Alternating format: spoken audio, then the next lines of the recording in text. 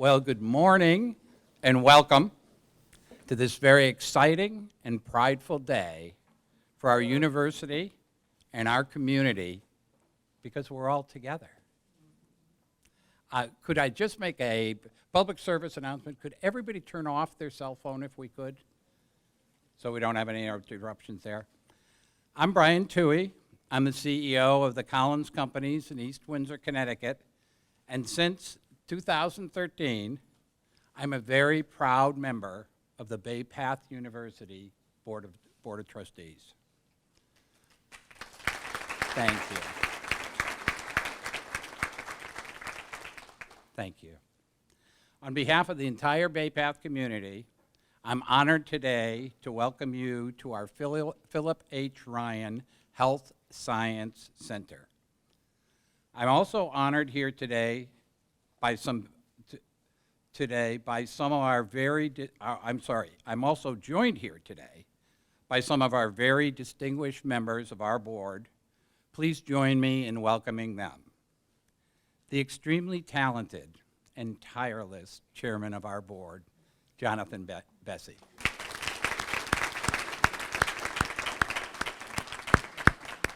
And one of our newest trustees, who we were thrilled to have join our board, Ms. Joanne Davis, the recently retired Senior Vice President and Chief Administrative Officer of the Bay State Health System.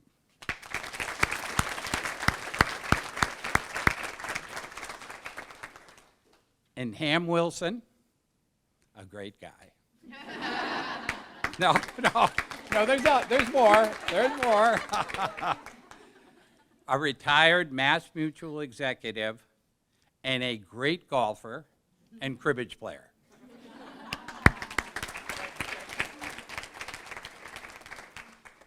We are also blessed to be joined today by Dr. Sandra Doran, our university's sixth president, who with her incredible executive staff have just successfully navigated our university through what is probably the most challenging year in our history.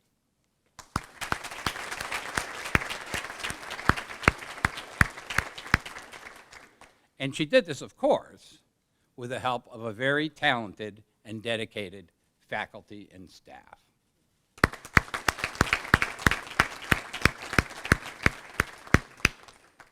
And I would be remiss if I didn't recognize our amazing first-year graduate students in our Physician Assistant Study program.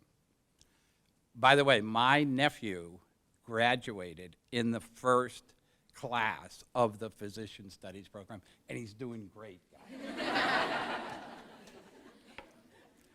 Whose work, supported by this grant, will positively impact the health of our region.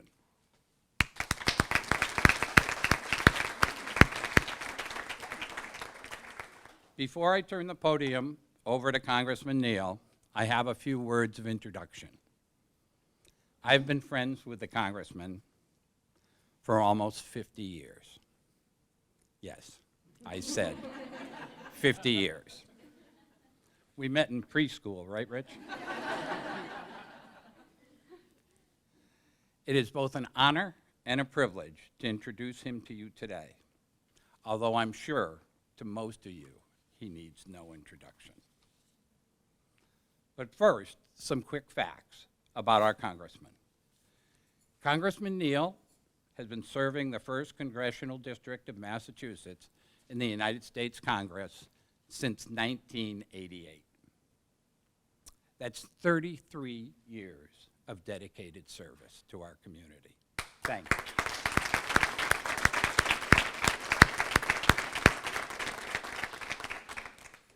He joined the House Ways and Means Committee in 1993, arguably the most important committee in our government today. And in January 2019, Congressman Neal was elected by his colleagues to assume the esteemed position of the chairman of that committee.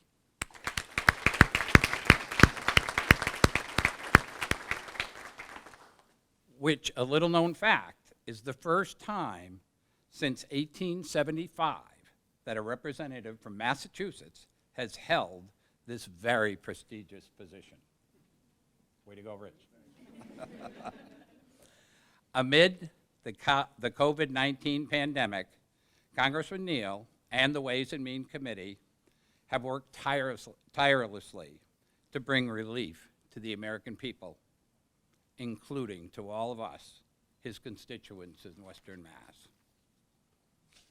Congressman Neal was born in Worcester, Massachusetts, and was raised and educated in the city of Springfield. He is a graduate of American International College, where he received his bachelor's degree in political science. And then he furthered his education at the University of Hartford, where he received a master's degree in public administration. Prior to his service in Congress, he was a high school teacher, a member of the Springfield City Council, and was the mayor of our fair city of Springfield from 1984 to 1988. Our region is thriving because of Congressman Neal's strong leadership. For many years, he has been a friend to Bay Path, for which we are eternally grateful. And our university is strengthened every day because of his support, both for our mission and our students.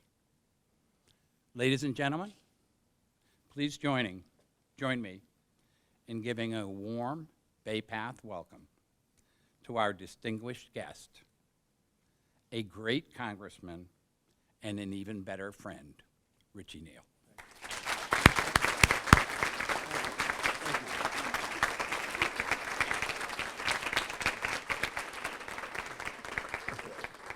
Thanks to Brian Toohey, and certainly thanks to the Bay Path family for the warm welcome, but let me just say a word about Brian Toohey. Not only have we been friends, but when you talk about the exemplary life, it's the one that Brian Toohey has led. Whether it's volunteering at the Hampden County House of Correction, where for years he and his wife have attempted in a very unheralded way to return people who have been incarcerated back to a meaningful role in life. He has been a successful businessman. I know of his devotion to his family. And also, I think that he embraced the whole idea of what citizenship really means. And I think it must be those great lessons still from Cathedral High School and Holy Cross through his use of faith. And I think that, again, that warm introduction is based upon not only a sturdy friendship, but what he didn't say is that he highlighted the fact I've been in Congress for 33 years, but he was the treasurer of my first campaign when I ran for the Springfield City Council in 1977. And we won.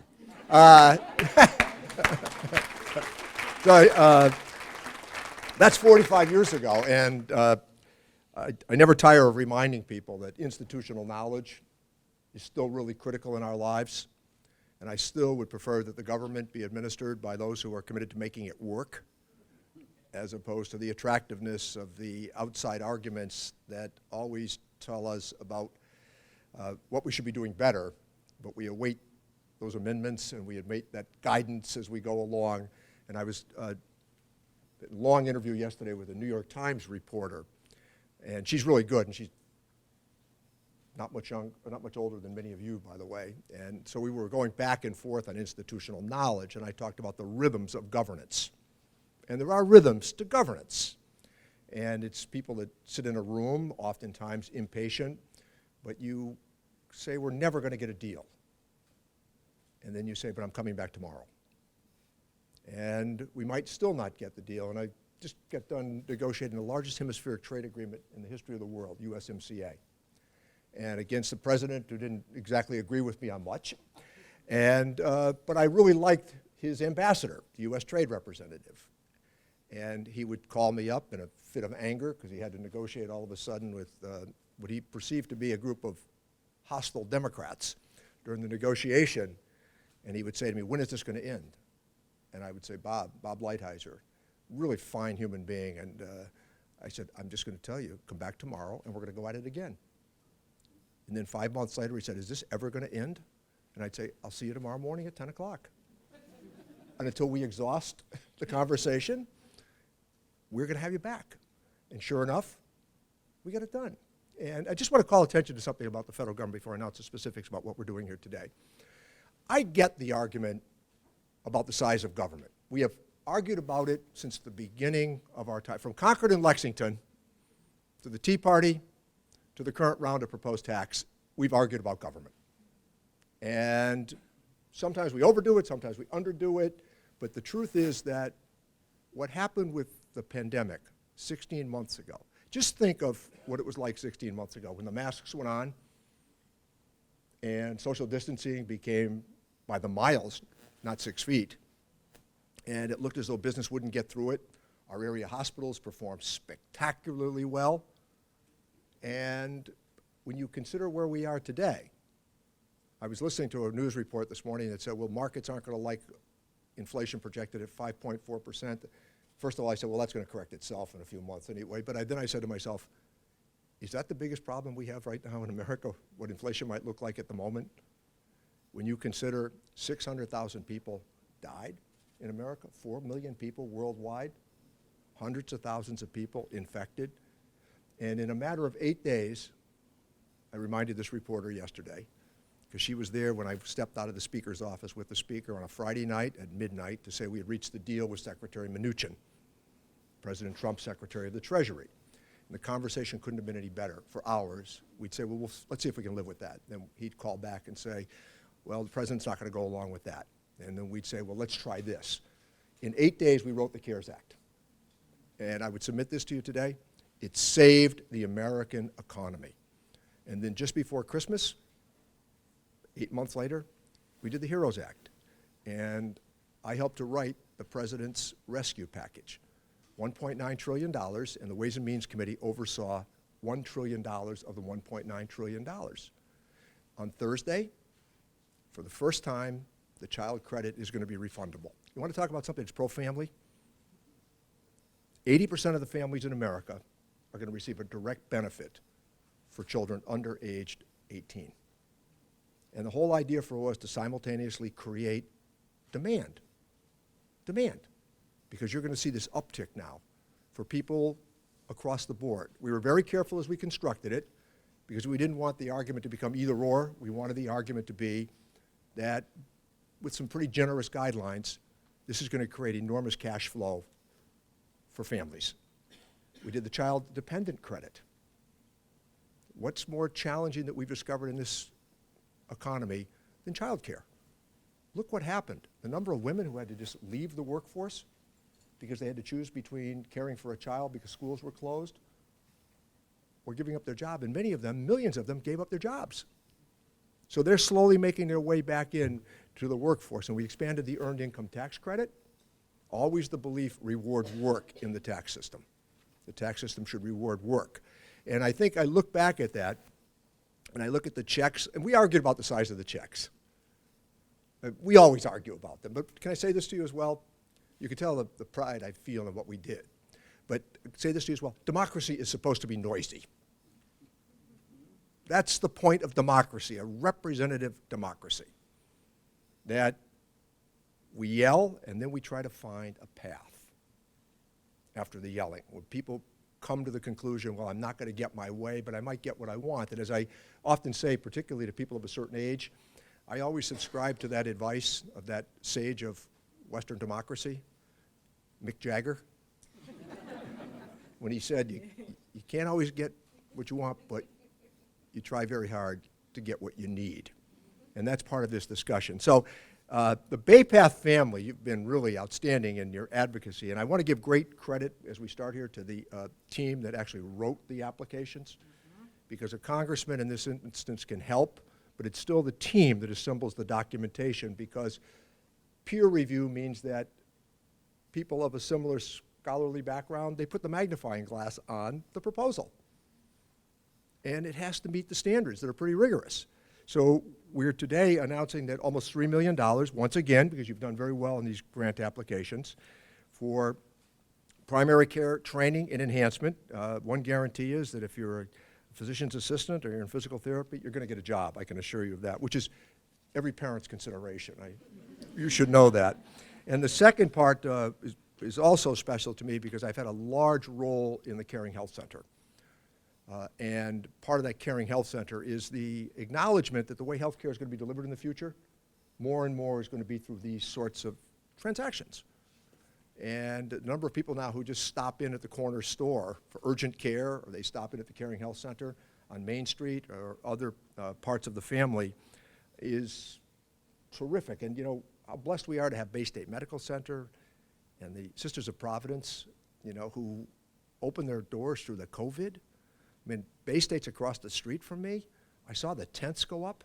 I talked to Dr. Kerouac, Sister Caritas, almost every day. My staff talked to them every hour. And we were able to get through this very difficult period of time. And the last point that I would make is that we also took particular attention with the American Rescue Plan and the assistance that we offered. And Bay State received $5 million, as many of our area colleges did. And I've talked to all of them about how they're going to use the money, and many of them said, well, there was a time when we thought we were going to just use it to keep the lights on. And Massachusetts, $8.5 billion they received. $8.5 billion. I was kidding Governor Baker. I get along very well with him. I said, you know, you could have a lot of messed up moments and still run as a good manager with all that money. And he laughed and he said, we might consider that. But this was for long-term investments, right. Madam President, and you know that. These are long-term investments that we make with no guarantees. So I'm delighted to be here. I hope to continue to hear the story of what BayPath does so well. I've watched its growth, university status, and I've watched the people that have come through the doors and how gratifying it is. So congratulations from the United States of America.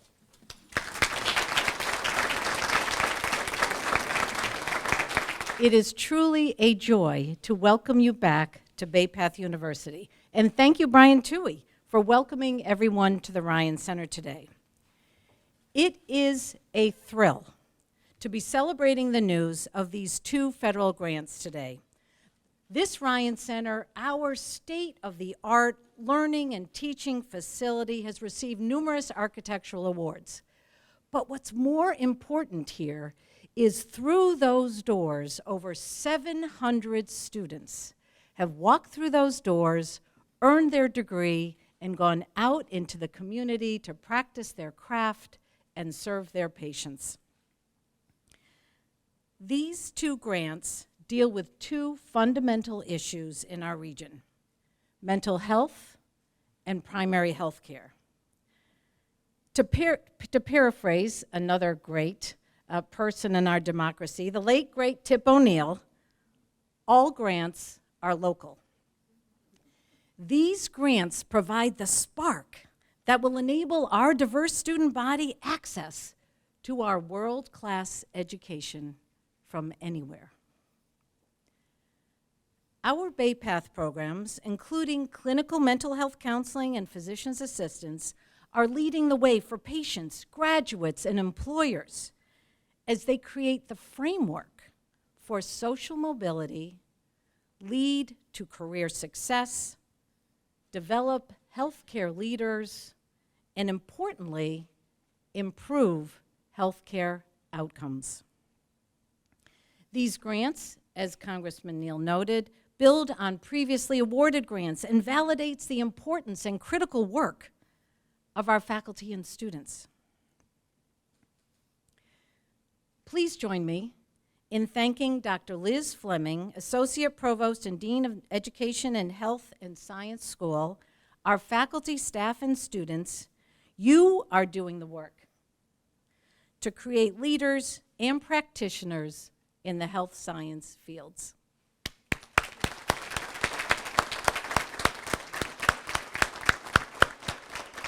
Can we have our faculty and program directors please stand and be recognized?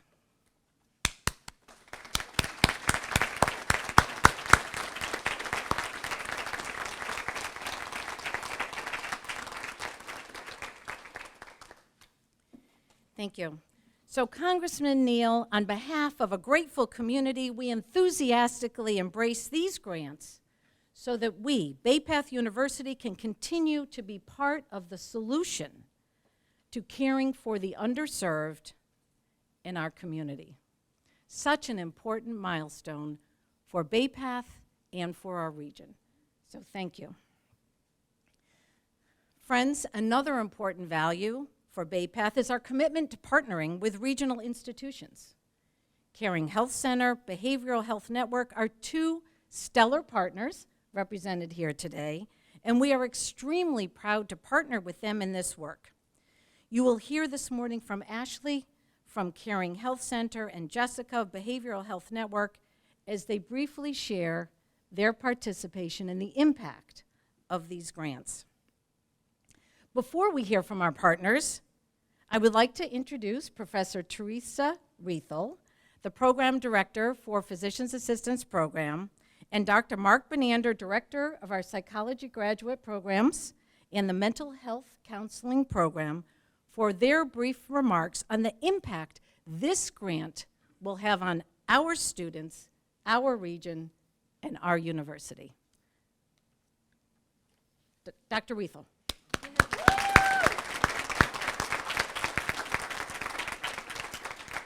Good morning, everyone. My name's Teresa Riethel, and I have the distinct pleasure of being the Program Director for the Master of Science in Physician Assistant Studies program. And I'm very pleased to be serving in the role of Principal Investigator for our new Physician Assistant Training in Primary Care grant through HRSA. And this is the second HRSA grant that the PA program has been fortunate to receive. And we are fortunate, I think just about 9 years ago, Congressman Neal was over on the main campus helping us celebrate our first grant. The grant will make a huge difference in being able to provide our students with the clinical experiences and interprofessional training that will specifically integrate their primary care training with an expanded focus in opioid, in substance abuse and mental health disorders. Over the course of 5 years, 300 PA students will be impacted by the grant, and this good-looking bunch behind us is some of them. And we want to express our deep appreciation for one of our key clinical partners who's joined us today, the Caring Health Center, and we thank Ashley for representing Caring Health. They host our students regularly in primary care and have partnered with us on this grant. How will we have an impact on our local communities? Massachusetts is among the top 10 states for opioid-related deaths and primary care provider shortages, especially in what are designated medically underserved areas. And with more than half of our graduates remaining in Massachusetts and working in these communities, the project has enormous potential to address these critical community needs. And from our experience with our prior grant, we know that our students who did their clinical rotations at sites that were designated medically underserved or health provider shortage areas found those experiences to be hugely rewarding and are much more likely as a result to choose practice in those settings.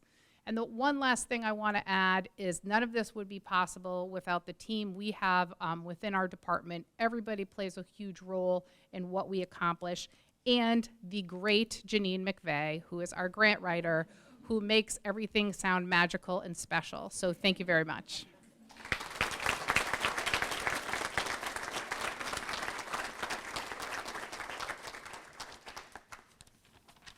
Good morning, folks.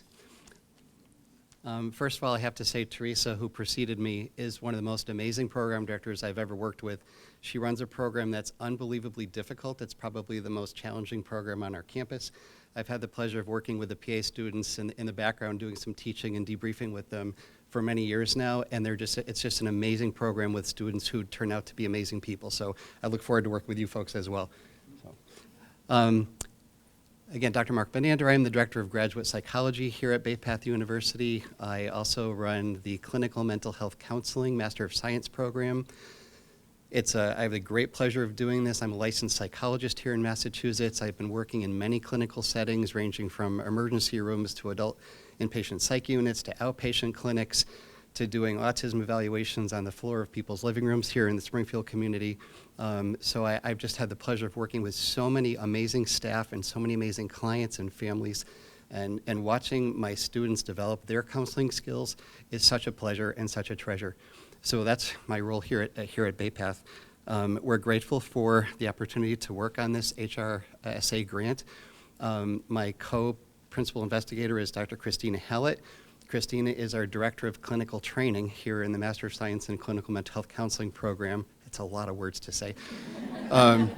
And Christina probably has the most difficult job in our entire program. She manages our internship network and helps all the students that come through our program find a place to do their internship, supports them through that process, helps to make sure it's all license eligible, and the amount of detail and blood, sweat, and tears that goes into that is amazing. So I'm grateful for Christina's support.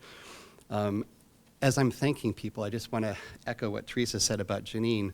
Janine McVeigh has a way of making things happen on paper that you're like, wow, did I say that? It's the coolest thing. And so I'm just here to say thank you to Janine. I would say the vast majority of the work on the grant itself was done by Janine, and she did an amazing job. So thanks for that. A little bit more about the actual work that we're going to be doing. So the overarching goal of our project is to attract and retain a well-qualified behavioral workforce to meet our region's needs. We will accomplish this with grant funding by expanding internship opportunities for our students that are in partnership with local community health centers, like the Caring Health Center and Behavioral Health Network. There's been a movement, by the way, over the last 20 years or so to incorporate mental health counselors into medical centers so that patients can get all the care that they need in one place and not to be referred to some clinic where they have to wait 9 months for an appointment down the road kind of thing. So our goal is to place more students in those centers. The grant is going to help us do that. And specifically, our project aims to create 28 new internship slots serving 86 students in the next 4 years. So the numbers we're looking at.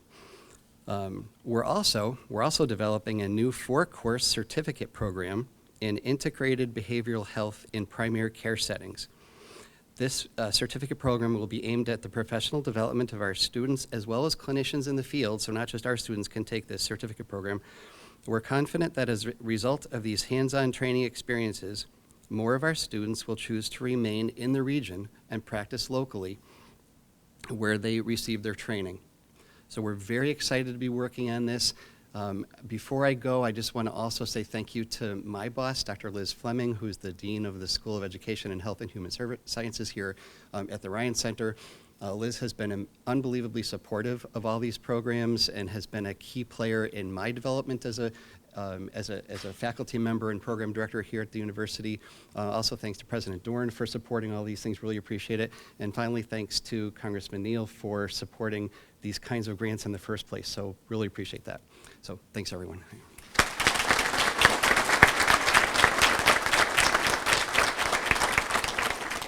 So thank you. I'd like to turn to our partners, though. Before we do, I would like to invite Janine McVeigh up here. We've heard so much about her. Come on up, Janine.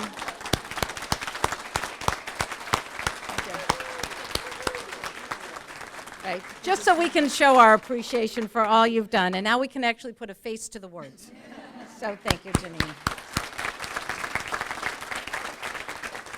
Okay, Ashley is here to represent Caring Health. So thank you, Ashley. Thank you. Good morning, everyone.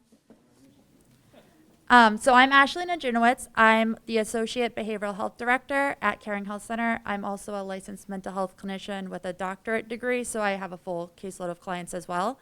I'm pleased to be here on behalf of our organization as a partner of both Bay Path University and the new HRSA Grant Awards. We have served as a clinical partner with the PA program since its inception, and we look forward to expanding our partnership both with the PA program and with the graduate program in clinical mental health counseling through these grants. Our primary care providers and behavioral health providers are committed to supporting the educational and professional development of both the PA and clinical mental health counseling students. Our goal is to prepare them for practice in the primary care setting in our community, which encompasses the assessment, treatment, and referral of mental and behavioral health issues, as well as opioid and substance use disorders. Caring Health Center first opens its doors in 1995 as a community health center in the south end of Springfield. It is dedicated to providing accessible and affordable health care for all, regardless of the ability to pay. Specific to these HRSA grants, we offer a thriving and growing behavioral health program, medication-assisted treatment for patients with substance use disorders, 2 care coordination teams, and an award-winning CHW program. We have a robust population health and research program that has successfully competed for many grants, including an NIH grant on health literacy. Our patient population includes a high percentage of patients with highly complex medical conditions mixed with significant behavioral health and substance use diagnoses, and who also encounter extreme challenges as a result of a variety of social health determinants, including housing, transportation, food insecurity, food desert, joblessness, violence, and more. In all frankness, the training students receive here will prepare them to manage any kind of patient under all kinds of circumstances. Our hope is that the training of the students that they receive to help alleviate the shortage of primary care and behavioral health professionals in our region, and to better prepare future providers to care for patients with complex medical, mental, and behavioral health diagnoses, along with the challenging social determinants of health. We look forward to a productive and successful collaboration. Thank you.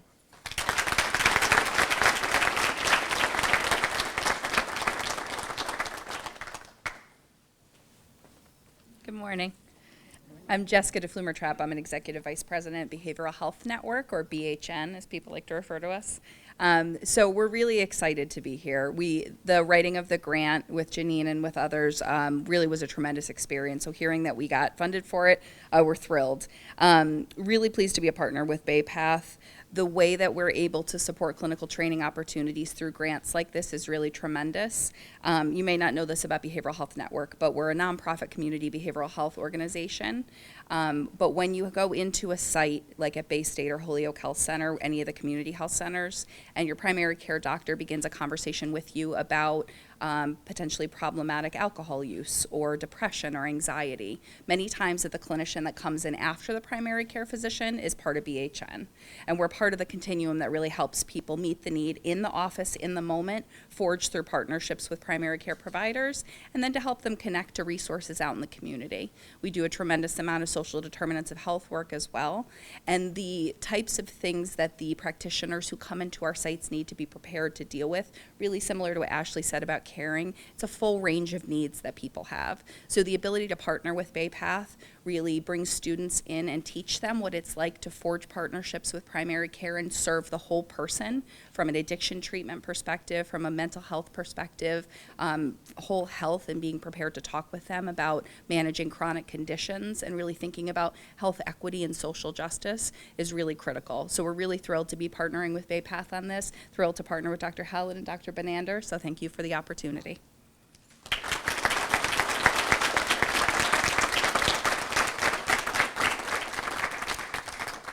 So thank you, everyone, for being here with us today, celebrating this great news. Thank you, Congressman Neal. Thank you to all of you. This concludes our formal program with the exception of we have a presentation for Angela and Yvonne. Would you step forward and help us with the presentation? Oh, where's Yvonne? Oh, there you are. Yay. So, again, on behalf of a grateful BayPath University community, we thank you, Congressman Neal.